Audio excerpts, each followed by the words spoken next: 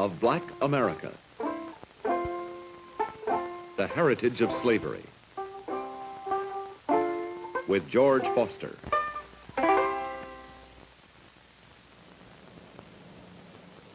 Charleston, South Carolina has a beautiful harbor and a historic one. The Civil War began here with the shelling of Fort Sumter. And even before that, the British fleet was beaten back at the harbor entrance by American Revolutionary troops. But there is another history here, and it has its own kind of troops. 2 boatloads of them once starved themselves to death in this harbor rather than enter Charleston.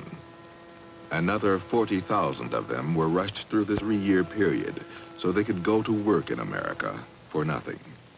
They were Africans, but in this country they were taught to look at themselves another way, as slaves. Charleston is one of America's oldest cities. Much of the city is lovely, and much of its loveliness is the product of slave labor. But Charleston, like the rest of America, learned very early that if it was going to have slaves, it had better sleep with a gun under its pillow.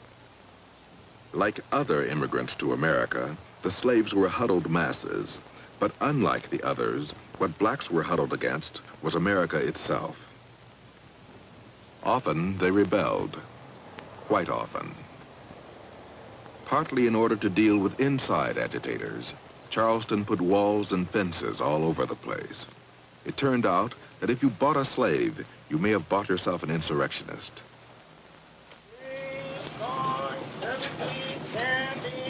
Today, all over America, there are still echoes of the noises made when one race tries to subjugate another. We will explore the heritage of slavery and the roots of black rebellion.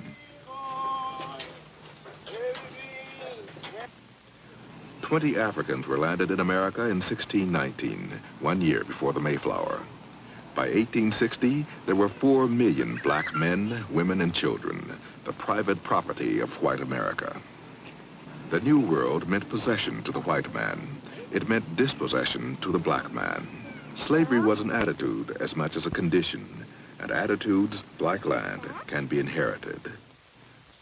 On the plantation outside Charleston, where his family has lived for 8 generations since 1672, Norwood Hasty was asked if he thinks slavery was immoral. No, I don't. Because when a slave came from Africa, he couldn't speak the language. He was totally untrained to do any job at all that would fit in with the civilization. Someone had to take care of him. Someone had to take care of him 24 hours a day. And it's pretty hard to do that unless you owned a person. So I think slavery just had to be in those early days. Mr. Hasty, what was life like in those early days? As far as the colored people were concerned, I feel that they were a good bit happier than they are now. They had less in the way of material things. But I can remember back in the 20s when I was a small boy, they were always singing at their work. They had a great sense of humor. Now today, they just don't seem to care as much about that as they used to. And I think they've lost their sense of humor somewhat, which I deplore. What do you think are the differences between the races? I think there's a refusal to accept responsibility. I think there's a lack of motivation. I've tried here to promote people to foremen, superintendents, but they just refuse to do it. They just don't want the responsibility. They don't worry like the white man. If they have troubles, they go to sleep and wake up the next morning, and that trouble is over. Is it possible that white people have something to do with the lack of ability for blacks to assimilate into this culture? Absolutely. The white man has certainly been prejudiced and to quite an extent unfair. But customs die awful hard. It takes a long time, and everyone knew years ago that the Negro would have to be given equality. But in the South, knowing Negroes as we think we do, we realized it would take time. It's been compared to straightening teeth. It takes a slow, steady pressure. You can't do it with a hammer. And white people's attitudes will change in time. I'm a lot more liberal than I was 5 years ago, and I know I'll be a lot more liberal 5 years from now, and I think almost everyone else is in that category. What has tended to make you more liberal? Well, realization that the Negro is a human being like anyone else. Mr. Hasty, what did you think we were before you began to think of us as human beings? Well, in a way, we thought of you almost as a very superior pet. Something, or rather someone, we had to take care of, because we had to do so much of their thinking for them. We had to do almost everything for them except living their own lives. Anything outside, we had to do for them. If masters did the thinking for slaves, it is not recorded who did the thinking for masters. Most Southerners didn't even own slaves, but they became victims of the glamour surrounding big plantations. Today, there is talk of equality in the future, but it is the romance of the unequal past that still infatuates and torments much of Charleston. For blacks, that past is a little thin on romance. It is true that in a home like this one, Scarlett O'Hara might have lived. And a home like this might have contained an overseer like Simon Legree. But it is an absolute certainty that if I had been around in those days, I would have lived right here. And that, for an increasing number of black Americans today, is what American history is all about. The process of slavery began in Africa. The slave trade was very rewarding. New Englanders made quick fortunes, and African profiteers who were not exactly soul brothers sometimes helped them. A black captive was marched overland to the west coast of Africa, where a molten branding iron gave him a new, instant identity. It was found that if you strip a man of his culture, prevent him from learning a new one, and separate him from his family, it does not take him too long to start feeling like a commodity. The West's naval architects competed to design slave ships where more men could be packed into less space. Gustavus Vasa was a slave who later bought his freedom. A reading from his diary recalls his abduction in 1756. The sight of the ship filled me with terror when I was carried on board. I was put down under the decks, and there, with the loathsomeness of the stench and crying together, I became so sick and low that I was not able to eat. 2 of the white men offered me eatables, and on my refusing to eat, one of them held me fast by the hands while the other flogged me severely. The closeness of the place and the heat added to the number in the ship, which was so crowded that each had scarcely room to turn himself, almost suffocated us. The air soon became unfit for respiration from a variety of loathsome smells, and brought on a sickness among the slaves, of which many died. The shrieks of the women and the groans of the dying rendered a scene of horror almost unbelievable. When they reached America, slaves found auction blocks waiting for them. Any slave could be sold at any time. Slave markets were very effective socially. They broke up the black family. But even if you were a commodity, you remembered the last time you saw your mother. A slave described his own sale in 1858. My brothers and sisters were bid off first, while my mother, paralyzed by grief, held me by the hand. Her turn came, and she was bought by Isaac Riley. Then I was offered to the assembly of purchasers. My mother pushed through the crowd to the spot where Riley was standing. She fell at his feet, entreating him to buy her baby as well as herself and spare her one child at least. Will it, can it be believed that this man was capable of disengaging himself from her with such violent blows and kicks as to reduce her to creeping out of his reach? I was then 5 years old. Slaves were sold at several markets in Charleston, and one of them has been meticulously preserved for visitors. Recently, a biracial committee was formed, and it has worked hard to build a new link between whites and blacks. Very little of what American cities have come to think of as racial turmoil has occurred in Charleston.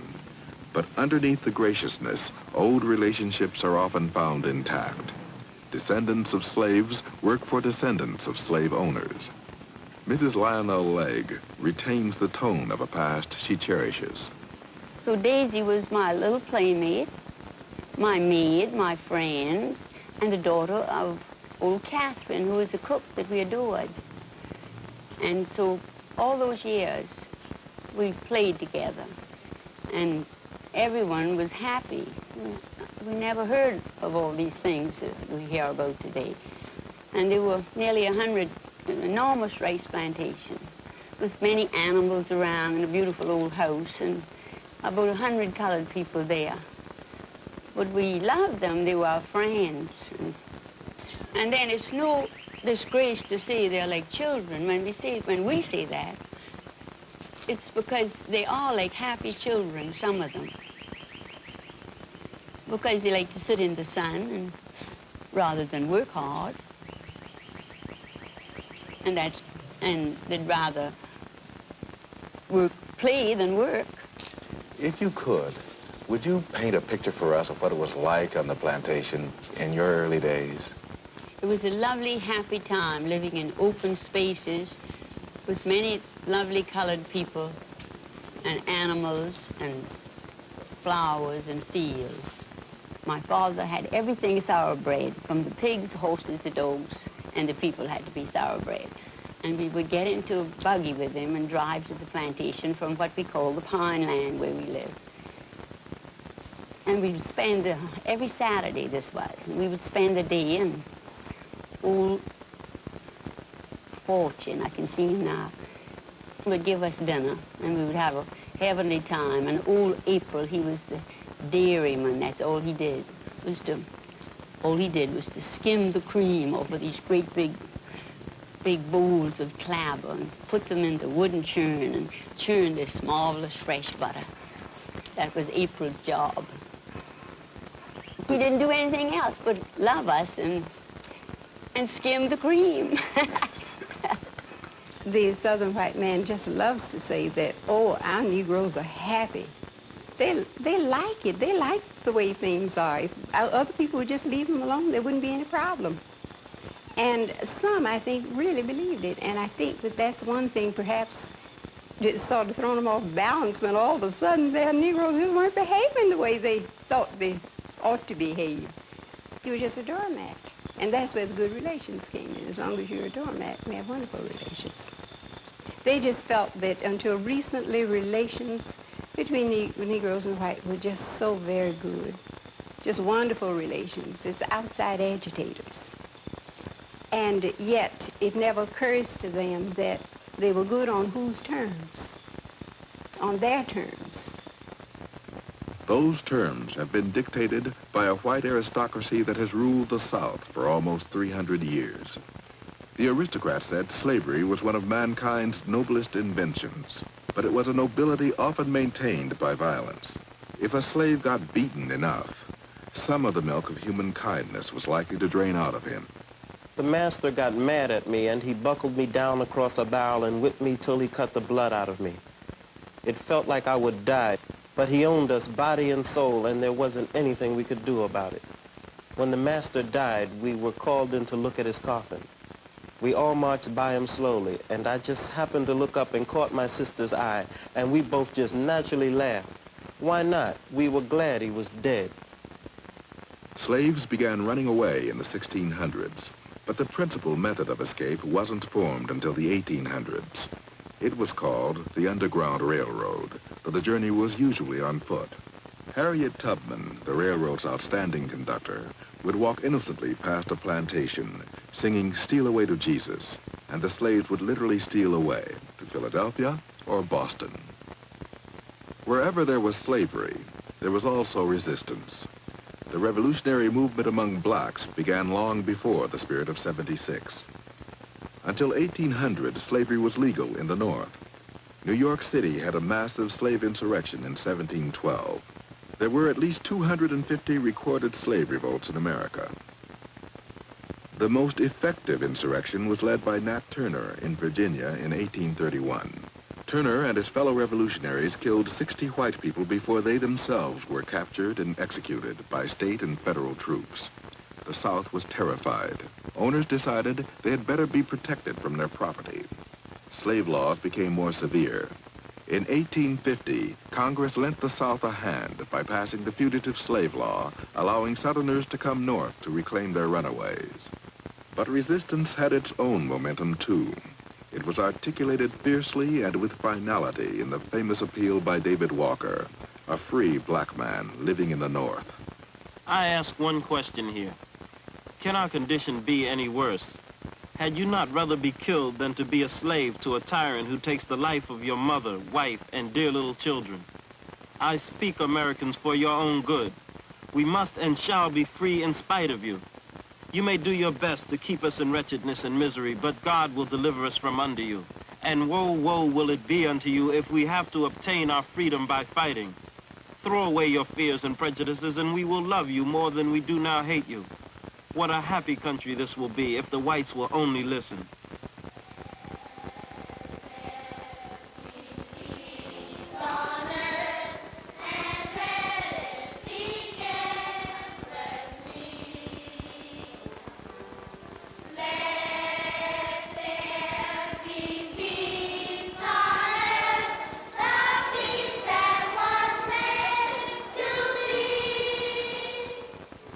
On the site of an old church in Charleston, the most daring of all slave revolt was planned by a freed slave named Denmark Vesey.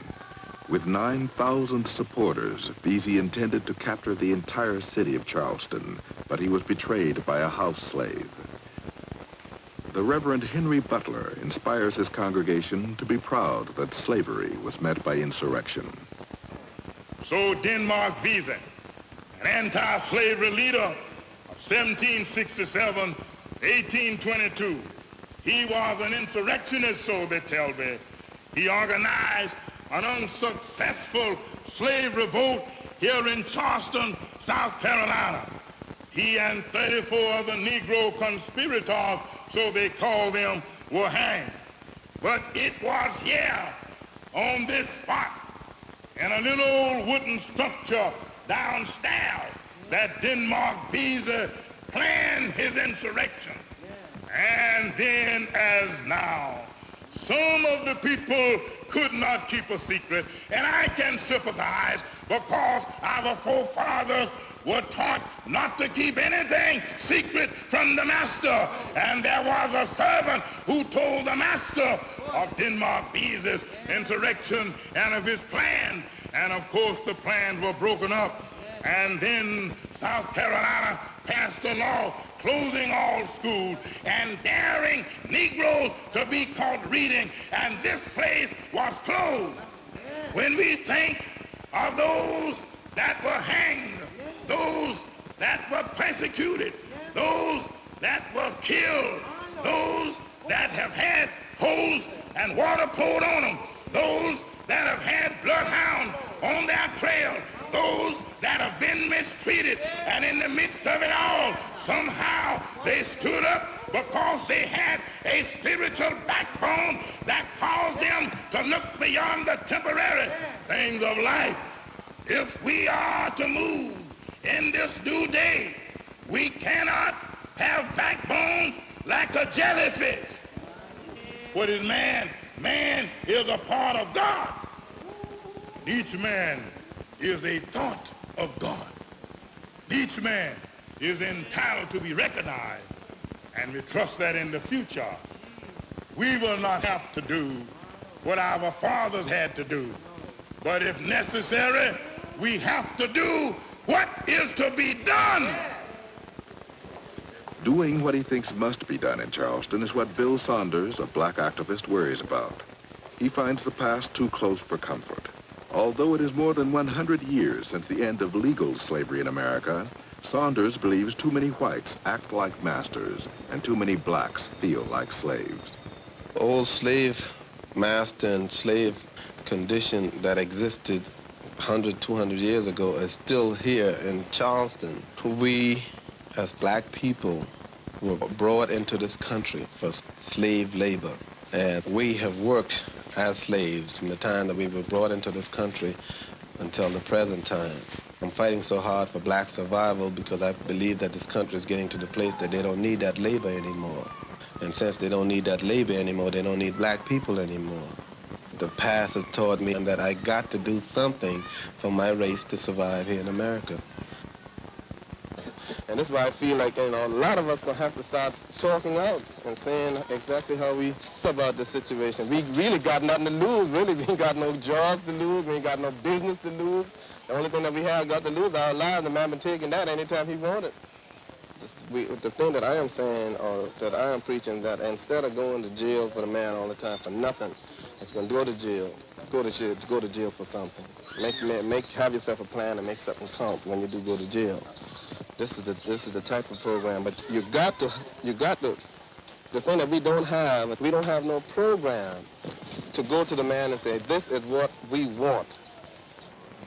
But there's a lot of things in my past that I'm guilty of. First, my parents were black, and then I was born black. You're not guilty, of no crime at all except for being black. The white man is my oppressor. He's the one that controls the jail, he controls the hospital, he controls the army, he controls the Navy, he controls everything. And he's the man that I have to fight. White America's got to wake up and realize and listen and understand that not only black folk got to make sacrifices, but white folks going to have to start making sacrifices. Some sacrifices to make this country what it's supposed to be. Other than that, there's not going to be no country. Every man, woman, and child in Mississippi can rationalize how they have always been friends to the colored man. All of a sudden they wake up here one morning and are told that the way they've operated for the last 100 years is wrong. This is a hard thing to just tell a man that he spent his life doing something wrong. He doesn't have to believe it. And then all of a sudden, we're some kind of demon. If you live in Mississippi and run a cotton plantation, you're supposed to be some kind of demon. This is the national image of a cotton plantation operator in the Mississippi Delta. Humphreys McGee owns a 2,500-acre plantation in the Mississippi Delta. His mother's family has been in the state for 7 generations. And on his father's side, the McGees moved to the Delta from South Carolina after the Civil War. While Charleston was the elegant capital of Southern culture in the 19th century, Mississippi was the frontier. Attitudes hardened early. The old way of life has endured in Mississippi longer than anywhere else. Whites and blacks in the Delta look at the past from different angles, but it is a shared past. See, the Civil War is over, and regardless of the evils of slavery, these people understood each other. It was not some sort of medieval torture for a person to be a tenant farmer on a plantation. And I don't know anybody that's ashamed of the system, the way it worked. It's an impossible system to return to. With that mechanical cotton picker, one man could do what 150 men had been doing. This was the crowning blow to this system. Everything's geared to machinery. Where I used to have 83 families on the plantation, I have 15 boys working machine operators. But I will say that the system we had was a system that, on the surface, developed a very outgoing, happy group of people. They're old people now, but these are the people that I grew up thinking I knew. I work hard, he work hard. I worked hard. I'd get up at 4 o'clock and get my breakfast done. Just at dawn of day, I go to the field and we pick cotton. Mr. and Mrs. Haywood Jenkins of Sharkey County, Mississippi have, between them, picked cotton for over a century. My boss man came along. He says, Major Jane, I said, sir. I say, when you wash? I said, I washed last night. He said, I don't want you to do that no more. That's my agent, you know. He says, every Friday morning or Friday evening, you wash. And let all the children stay there with you until you get through. When you get through, then y'all can go back to field and wait. Now, the agents was mean, some of them. Some of them was mean. They wanted to hook the colored people. And that time, the white man come along. He says, hey, but you ain't in the field yet? He just had started plowing. He said, yes, I've just not had to eat my dinner. God damn it, you ain't doing a goddamn thing. He says, God damn it, I ought to take this damn stick and frail the hell out you. He said, no, he said, if you frail the hell out of me, goddamn, I frail the hell out of you. It make me feel bad if I was under them, you know, how mean they was to treat us like that.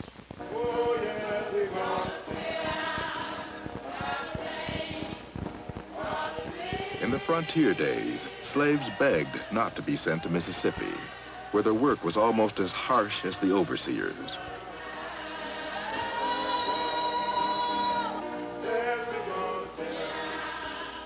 Resistance was often subtle, but seldom absent.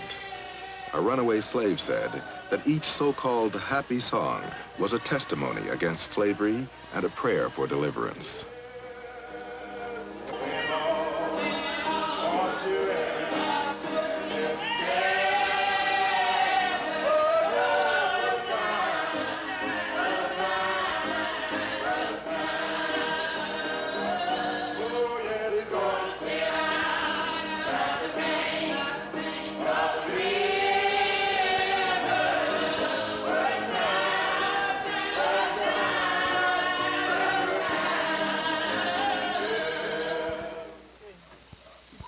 We're going to have to put some kind of a spout down on that corner. This system, in its best sense, was based on noblesse oblige by the landowner. But I don't have 83 families anymore that I feel like I'm the daddy of. I do not expect to ever have this relationship with the younger generation, the children of these men.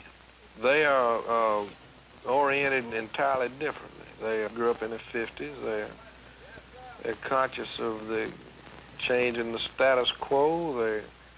They are fairly confused about what their position is. They don't want to be subservient. From when I saw my mother and father and my brothers do while I was growing up, I feel that I don't want any of my kids to come in a world like this. Because I know some days I saw my mother slaving from 6 in the morning in hot sun, 100-degree weather, from pulling a hoe in a field from 6 until night, with about an hour's break between us all this time. And my father doing labor that machines wouldn't even be made to do hardly. The labor that bad.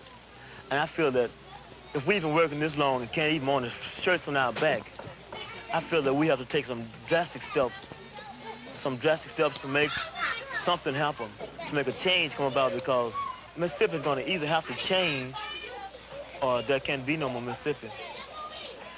And we have to do this in any means that's possible. Through our parents, we've earned Mississippi. It's no question about it, brother. I mean, if my mother got there and sweated from morning until night, and you tell me I don't own anything she sweated on, I mean, how can that be? How can it be? The white man does not want to give over his institutions, and that's what people fear that would happen. You just don't want to turn over the reins of everything and give up control. Who wants to give up control? Come on, we're out. Okay, guys, get in the car. Let's go. So white supremacy is undoubtedly a feeling that white people have all over the world. Of course, how the black man and the white man would live together has been the paramount concern of people ever since the Mississippi Valley was settled, especially when the greatest number were the black people. The problem is I don't need the men I used to need. Humphreys McGee can run his plantation with machines now, and the government takes care of surplus cotton. That leaves surplus people, and no one does anything about them. They cluster into shanty towns like this one in Cleveland, Mississippi, and they wait for something, almost anything, to happen. First as slaves, And then as tenants and sharecroppers, black Mississippians turned the Delta swamps into the richest plantation soil in the world. Now the soil and the crops no longer need the people. The mechanical cotton picker, an instrument of agricultural efficiency, became also an instrument of history. In many Mississippi counties, blacks have always been in the majority, which means whites have had a problem. If you've got the land and the money, but not the numbers, it's natural, as Humphreys McGee says, to want control. In Mississippi, white control has made the past hard to distinguish from the present. More than anyone else, the spirit of resistance to this control has been Fannie Lou Hamer. At the 1964 Democratic Convention, Mrs. Hamer was a leader of the attempt to unseat the regular Democratic delegation from Mississippi. Mississippi is still a very rough place. You know, people is not just walking up like they used to do in the past, walking out, you know, shooting a man down or getting maybe 200 or 300 people carrying you out and lynching you, but it's in a most settled way. You know, they can let you starve to death, not give you jobs. These are some of the things that's happening right now in Mississippi. See, Mississippi is not actually Mississippi's problem. Mississippi is America's problem. Because if America wanted to do something about what has been going on in Mississippi, it could have stopped by now. It wouldn't have been in the past few years between 40 and 50 churches bombed and burned. You see, and this lead me to say, you know, all of the burning and bombing that was done to us and the houses, nobody never said too much about that, and nothing was done. But let something be burned, you know, by a black man, and then, my God, you know, you see, the flag is drenched with our blood. Because, you see, so many of our ancestors was killed because we have never accepted slavery. We had to live on it, but we've never wanted it. So we know that this flag is drenched with our blood. So what the young people are saying now, give us a chance to be young men, respected as a man. As we know, this country was built on the black backs of black people across this country. And if we don't have it, you ain't gonna have it either, because we gonna tear it up. That's what they saying. And people ought to understand that. I don't see why they don't understand it. They know what they've done to us. All across this country, they know what they've done to us. This country is desperately sick, and man is on the critical list. I really don't know where we go from here. May I have your attention, please? Greyhound coach now loading on lane. Where many black Mississippians are going is north, over 400,000 since 1950.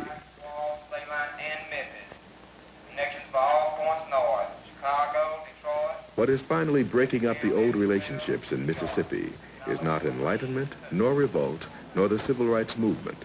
It's just machines. And when the machines came, many of the blacks had to go.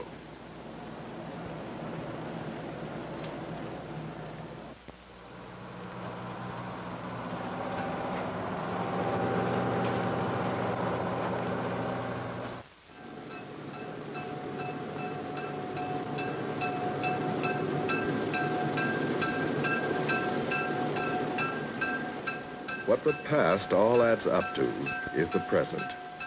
Chicago is the present for as many as 1,000 black immigrants each month. The railroad isn't underground anymore, but the objective is still the same. Nobody seems to migrate anywhere without some combination of hope and bewilderment. After 300 years, the huddled masses are still looking for what eluded them in the South. Jobs, freedom, a different way of life. But the migration itself has created tensions and the polarization of attitudes. Well, bigotry means that you believe in a creed, a cultural stem of life, a way of life, and this I do believe in. I believe that we have communities here we've developed in our country that we have to protect, And I believe a community way of life has been developed for 75 years, and I don't believe it should be broken up. And I think that this is the way we'll have to fight for it from now on in. It's going to be a community life versus those that want to come into it, and that's going to be rough. And if this means racism, it's going to be practiced on both sides. So you're a practicing bigot, then? I'm a practicing bigot. I believe in my way of life. Well, I think with certain things it's getting worse in America. I haven't seen where American did nothing for the black people. What have American did? They gave a few Negroes who had high position a higher job. That's still not helping the grassroots. I'm in the grassroots. My little brothers around here are in the grassroots. My sister is living in the grassroots. She's still living in the grassroots. As a young black man, I feel that I have an obligation to my race of people, not to no other race and no other nationality, just to black people.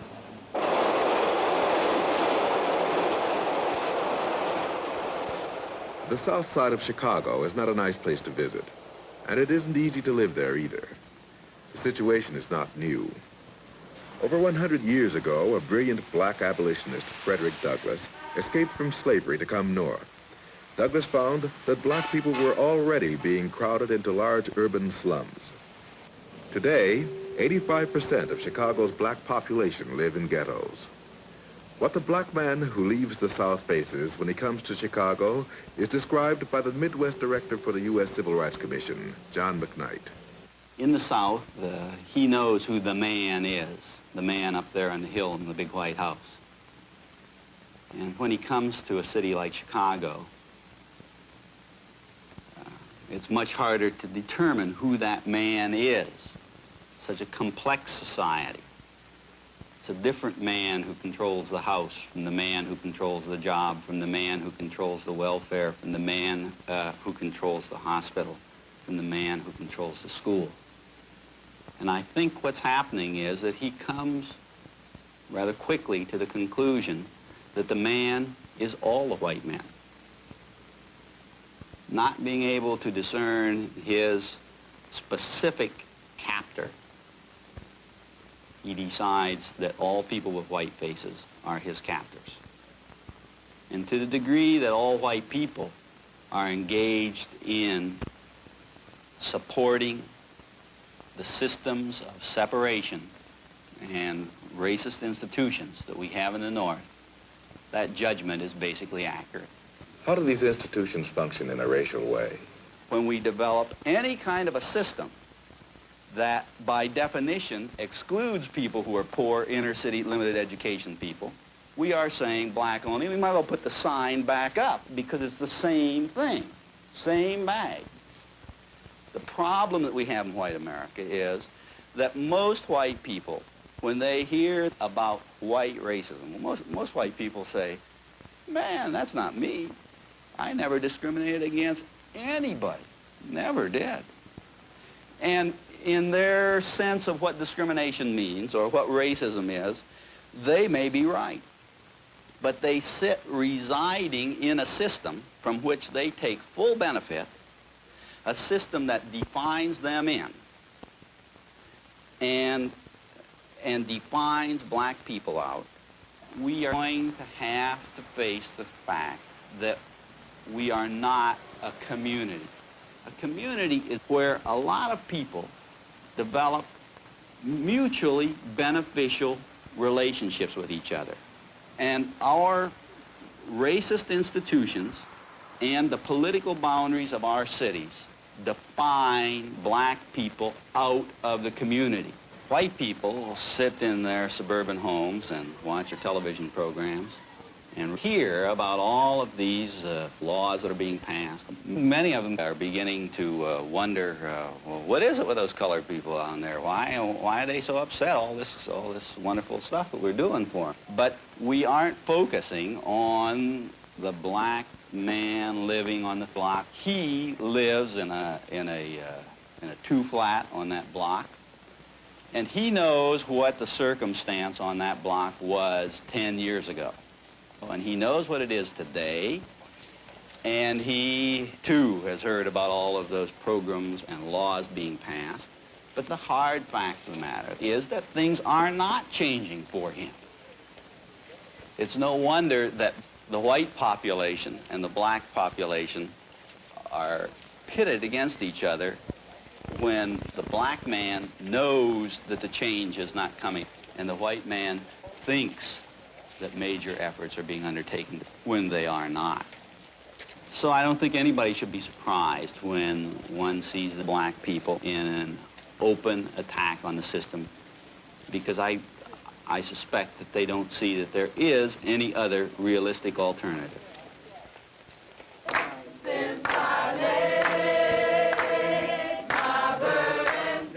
James Turner, an instructor in political sociology at Northwestern University, also teaches a summer study group what black patriotism means to him.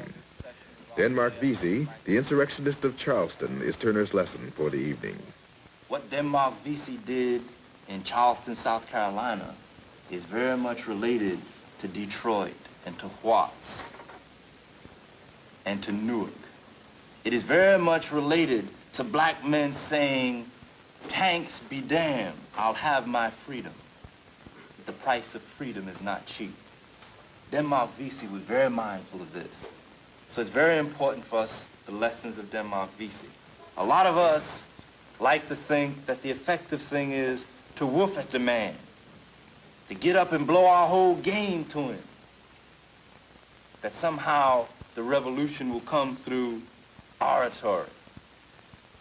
The unique thing about Vesey is that he was a quiet man, which is often the mark of determination. Yes, sister? How come this wasn't taught in our school? I think that this is a very good question, why it is that Denmark Vesey doesn't stand beside Patrick Henry. Because they've never wanted us to come to the kind of position and the state of mind that those of us who are gathered around this table have come. Because Denmark Vesey released in his time, as he has done for us now, a whole force of black resistance and struggle. We have not been able to talk about, because they're nameless and faceless, the thousands of black people who fought in a more quiet way. Those black women who consigned to cook in the kitchens of the slave master, who ground up glass to very fine bits and put it in the master's soup. And then asked the master, "What's the matter, boss? You seem like you're not well." And the white man was tricked by his own notion that our people were just silly as he bled internally to death. As well as the brothers in the field who set fire to the cotton. The brothers who set fire to the cotton when the master came with his whip and said, "Boy, what's going on?" "I don't know, master. Something's taking place strange." And the brother went on to burn more cotton. Black people have resisted, who have determined here today that we are going to free our people. Denmark Vesey is alive. Denmark Vesey is alive and among the brothers, be they in Oakland, California with the Black Panthers. Denmark Vesey is a young black man named Eldridge Cleaver and Huey Newton in Oakland, California. Denmark Vesey is personified by the courageous black brother named H. Rap Brown. Denmark Vesey is the guiding light that inspires and gives incentive to Brother Stokely Carmichael. Denmark Vesey was the father of Brother Malcolm X. Denmark Vesey walks the streets of the black community today. He is in the minds and the bosoms of young black men who stride now with pride and dignity in the black community, who say that they will no longer reside in the hell of the ghetto, but will struggle to transform their plight to a community. They will do it or die trying. That there is a fever of revolution, and that it's a black revolution. The only thing that is hanging us up, which we must clear, we must sit down and continue to analyze and discuss what our particular role will be in the revolution. Calvin Lockridge, a young ghetto leader, moves his training group toward confrontation with a system he finds oppressive. For Lockridge, the heritage of slavery is insurrection. We talk about that all revolutions are led by a hardcore disciplined group. And I think this is where we have to start. We have to start organizing that hardcore disciplined group of people. And then we pyramid ourselves. And then we will move the masses of people around an issue when we are ready to move.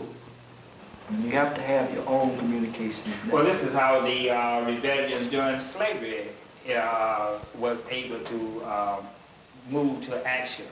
Is because of the fact that you had members of the revolution or the rebellion who would move and communicate through the black grapevine. Because you never knew how many people was actually involved, because it meant death if you ever found out. A lot of Negroes, they might have thought that they were given a chance, but they weren't. There's going to have to be some bloodshed and revolution somewhere. I think that black people have always had a justification for insurrection, rebellion, revolution, whatever word you want to call it. You're talking about guerrilla warfare. Now you're saying that we should start preparing for guerrilla warfare. Guerrilla warfare takes training.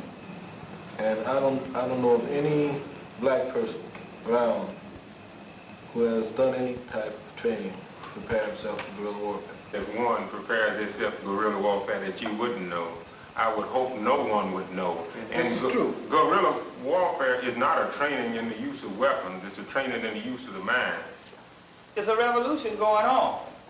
Anyone who doesn't join in, who is in the way, you treat him as a traitor or a spy. And doesn't sympathize with you, he can't help you. You have to treat him like a traitor or a spy. That means you kill him. It's an American revolution. It's happening here on the American soil. And that black and white are caught up in the revolution, but black's the spearhead in the revolution. Neither James Turner nor Calvin Lockridge could win any elections today. So far, they represent only a minority of a minority. Yet their potential constituency can be found on any sidewalk in any slum. Among youth and among black opinion leaders, even a minority is many thousands. The question posed by increasing black activism is, will white America respond before the few become the many? Chicago is 30% black, while less than 1% of the city's businesses are owned by black people. It is hardly a revelation that economic bondage produces social revolutionaries. The future may not work, but if you're black, neither did the past. The pressures that bring about rebellion are defined by the senior editor of Ebony magazine, historian Lerone Bennett. Men fight when they reach the wall, not because victory is sure, but because their manhood demands that they act in this way. And therefore, I'm not at all sure what is the proper measure of success when you're talking about a rebellion of an oppressed people. One might almost say that it is normal for an oppressed people to revolt, and it is abnormal, really, for them to accept the oppression which is forced upon them. Any oppressed people, when they revolt really in the ultimate sense, even in the name of their oppressors, because they're reestablishing reciprocity between man and man, and they're reestablishing the bounds of humanity which must govern men if they're to live together in a common climate. I just ask you to visualize a room, you know, in which there are all the goodies of the world, all the material goodies of the world. And there are people in that room, and all those people are white, you see.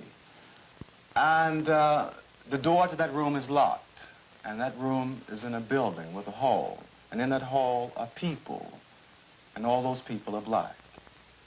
Now, black people have been standing in that hall for more than 200 years, knocking on that door.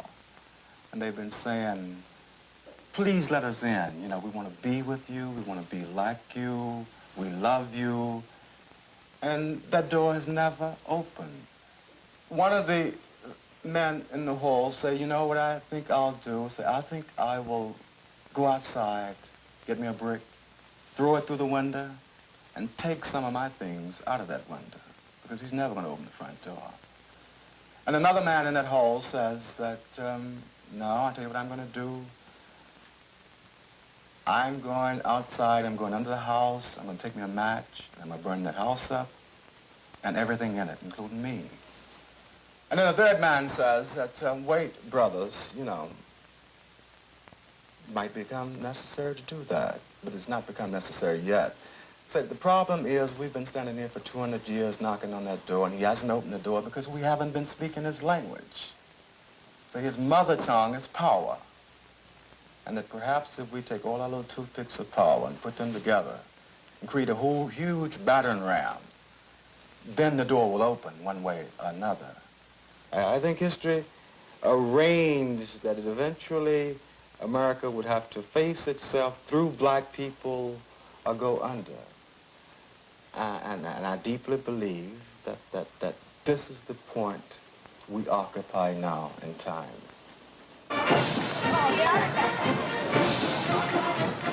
A suburb of Chicago, July 4th, this year.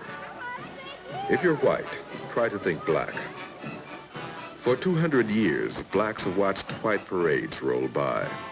For most Americans, the past itself has been white.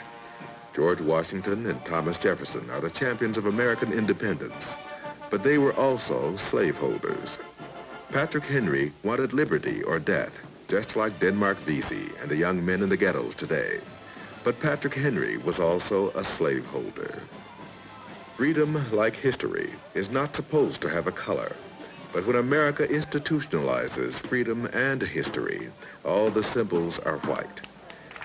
Black America is still waiting for the parade to open its ranks and let in Frederick Douglass, Denmark Vesey, Malcolm X, and other heroes of the black fight for freedom. Frederick Douglass, the escaped slave, was once invited to celebrate July 4th with white people. He told them, "This 4th of July is yours, not mine. You may rejoice. I must mourn." When white people celebrate black heroes, as black people have celebrated Washington and Jefferson, the battle for the past will be over.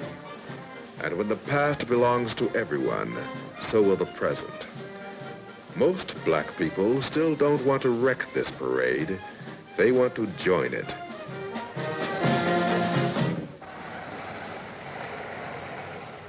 In the heritage of slavery, there are plenty of heroes, just like in any other tragedy. Deep in the wasteland of Chicago's South Side, embedded like an emerald in an ash can, is an immaculate wonder called the Wall of Respect. Black artists painted black heroes on this wall. Men and women willing to liberate themselves, in Malcolm X's words, by any means necessary. They are individuals who will either have respect or will die trying to get it, and some of them have. It's a long way and a lot of years from the slave market in Charleston to the Wall of Respect in Chicago.